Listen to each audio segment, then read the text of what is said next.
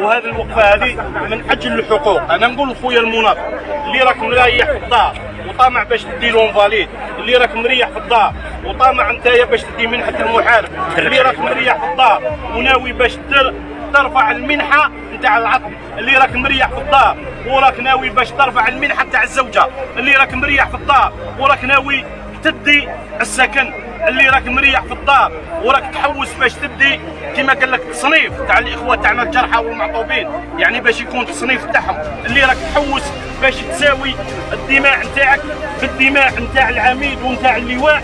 يا اخي احنا نقولوا لازم الحضور ولازم الالتفاف حول القضيه وما تتبع لا اكس ولا ايكغيك، تتبع القضيه نتاعك اللي فيها 37 مطلب وهذه مطالب مشروعه. اليوم الميزانيه نتاع وزاره الدفاع الوطني راهي ارتفعت لحوالي 23 مليار دولار.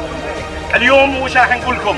الفلوس راهي كاينه، خاص الرجاله اللي تروح تجيبها، خاص الرجاله اللي تروح تجيبها. هذا المبلغ على كل حال درك احنا اذا كانت مصادر مؤكده يقول لك خصصوا فيه حوالي 5 ملاير دولار باش يسووا به الملف تاع متقاعدي الجيش الوطني الشعبي.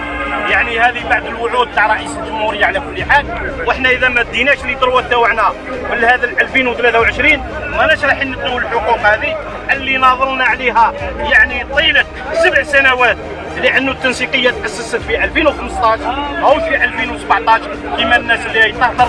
وعندنا الاخوه كما قال لك اللي قدموا تضحيات يعني كبيره الاخوه يعني اللي تسجنوا، المتابعات القضائيه، الاخوه اللي ضاعت الاعين تاعهم، الاخوه اللي كما قال لك يعني تفجقت الرؤوس تاعهم، هذو كل كانوا ضحايا. ولكن انا دائما نقول لك يدي في يدك، ارواح نقدموا للقدام، جيب حق ارواح نقدموا للقدام. انا تغيرني حاجه انه مناضل اللي يكون صاحبي ويدير معايا اجتماع ويجبد ويروح يشكم للمصالح الامنيه، سواء للترك الوطني ولا للشرطه ولا الامن الجيش ولا الامن الداخلي، او عيب وعار عليه.